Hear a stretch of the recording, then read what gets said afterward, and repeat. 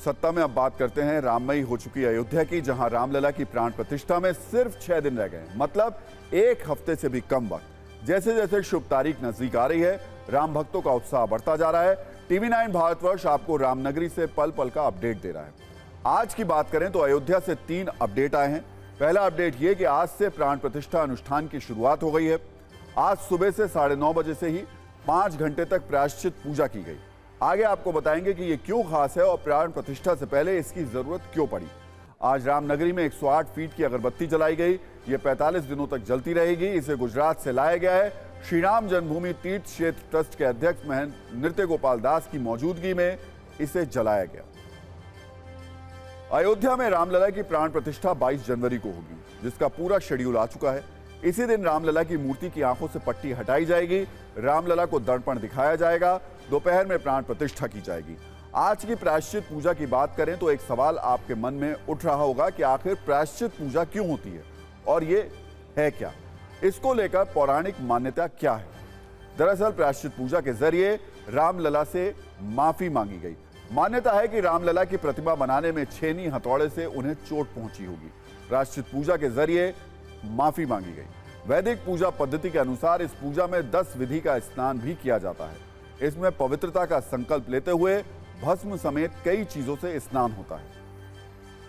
ऐसा माना गया है कि जीवन में हर इंसान से जाने अनजाने में कोई ना कोई भूल चूक हो ही जाती है। भूल चूक के कारण मनुष्य को इसका पछतावा भी होता है।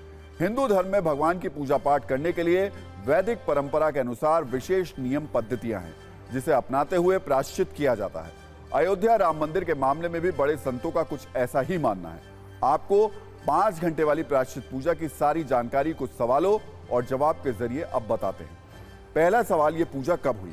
अयोध्या में सुबह 9:30 बजे से दोपहर 2:30 बजे तक ये पूजा की गई। अगला सवाल, ये पूजा क्यों होती है? अनजाने में भी हुई गलती की शुद्धिकरण के लिए इस पूजा को किया जाता है। सवाल है, ये पूजा कौन कराता है? जो भी जजमान होते हैं वो ये पूजा करते हैं। ट्रस्ट के सदस्य अनिल मिश्रा प्राण प्रतिष्ठा अनुष्ठान के मुख्य यजमान है। इन्होंने ही पूजा की। एक सवाल यह भी कि प्रायश्चित पूजा कौन कराता है। आपको बता दें कि 121 ब्राह्मण इस पूजा को कराते हैं, मंत्रों का जाप करते हैं। सवाल यह भी कि प्रायश्चित पूजा कैसे होती है। यह आंतरिक, मानसिक, बाहरी तरीके से की जाती है। खास बात यह कि इस पूजा में दान दिए जाने की भी विधि है। इसमें गाय का दान, स्वर्ण का दान या द्रव्य दान होता है। कई शास्त्रों में भी लिखा है कि भूल चूक का प्रायश्चित करने से गलती मिट जाती है। इसलिए जब मंदिरों का निर्माण या देव प्रतिमाओं की प्राण प्रतिष्ठा कर मूर्तियों को विराजमान कराया जाता है तो यह पूजा बहुत पवित्र और बड़े अनुष्ठान की श्रेणी में आती है। धर्मशास्त्र में 3 तरह की अवधारणाएं मुख्य रूप से सामने आई हैं। एक का नाम है आचार, एक का नाम है व्यवहार और एक का नाम है प्रायश्चित। हम अपने आचार और व्यवहार के द्वारा जो कुछ करते हैं दैनिक रूप से, हम ये स्वीकारते हैं या धर्मशास्त्र ये स्वीकारते हैं कि उनमें कुछ ना कुछ न्यूनता रह जाती है। कभी हमारे ज्ञान के कारण, कभी हमारी क्षमता के कारण, कभी देश काल की परिस्थितियों के कारण। तो उस न्यूनता का समाहार क्या है, समाधान क्या है?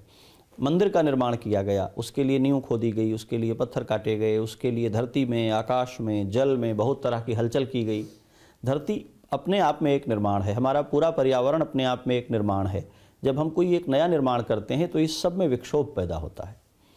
उन सभी भूतों की, पंचभूतों की शांति के लिए और हमारे की जा रही उस प्रक्रिया में जो कुछ कहीं न्यूनता और त्रुटियां हो गई हैं, जो कुछ उद्वेग पैदा हुआ है, उन सब की शांति के लिए प्रायश्चित पूजा होती है।